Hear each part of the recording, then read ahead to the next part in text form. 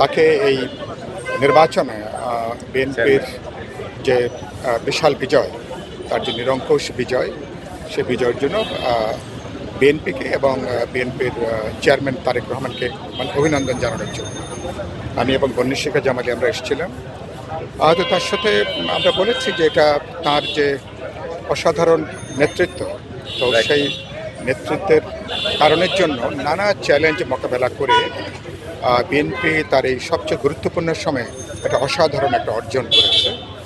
এবং মানুষের এবং বিএনপির ব্যাপারে নানা ধরনের অপপ্রচার ছিল, নানা ধরনের অপতৎপরতা ছিল।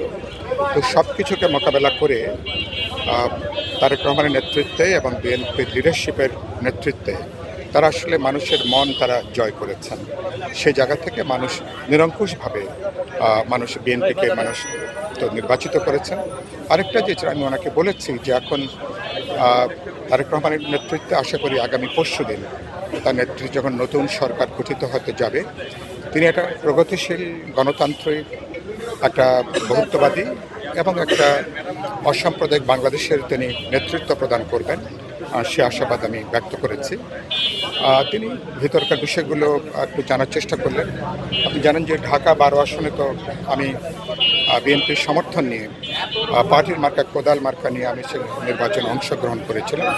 নির্বাচনের পুরো পিকচারটা তিনি জানতে চাইলেন, সেটা বললাম যে এবং সেখানে আমাদের পক্ষে যে গণজোয়ার তৈরি হয়েছিল, কিভাবে ভোটের মধ্য দিয়ে সেটাকে একটা নেতিবাচক জায়গায় গেল এবং দেখা গেল যে আমার প্রাপ্ত ভোটের সাথে বিএনপির যিনি বহিষ্কৃত প্রার্থী ছিলেন তার ভোটটা আমার ভোটের সাথে যুক্ত হলে জামাতে যাকে বিজয়ী ঘোষণা করা হয়েছে তার চেয়ে অনেক বেশি ব্যবধানে সেখানে আমার অর্থাৎ কোদাল মার্কার সেখানে বিজয় সম্ভব ছিল। তিনি ব্যাপারটা জানা বোঝার চেষ্টা করলেন এবং কিভাবে ভোটের একজনের ইঞ্জিনিয়ারিং হয়েছে, আমার 18-20টা কেন্দ্রে আমার এজেন্টদেরকে ঢুকতে দেওয়া হয়নি, কীভাবে মানে কোনো জায়গায় এজেন্টদেরকে বের করে দেওয়া হয়েছে, কোনো জায়গায় ভোটের ফলাফলকে টেম্পারিং করা হয়েছে, এগুলো নিয়ে আলাপ আলোচনা হয়েছে।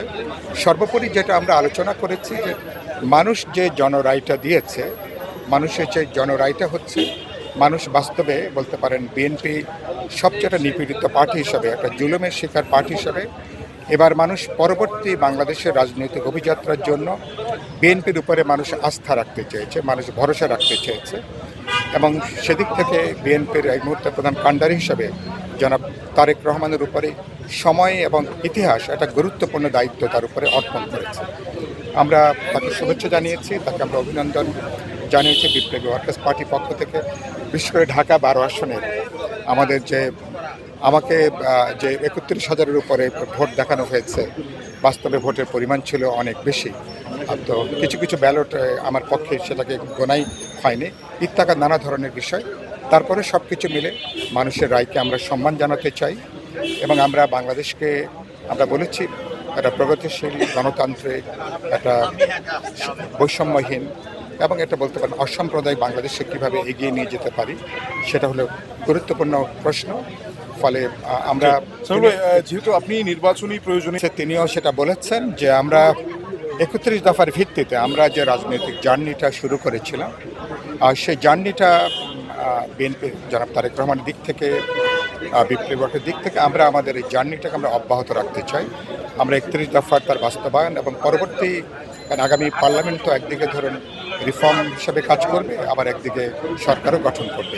সেদিক থেকে আমরা 31 দফার বাস্তবায়ন পর্যন্ত আমরা মানে দুই পক্ষের আমার দিক থেকে আগ্রহ রয়েছে। আমরা আমাদের ঐক্যবদ্ধতা যে জায়গাটা সেটাকে আমরা অব্যাহত রাখতে চাই, পারস্পরিক সম্মান, শ্রদ্ধা এবং বিশ্বাসের ভিত্তিতে।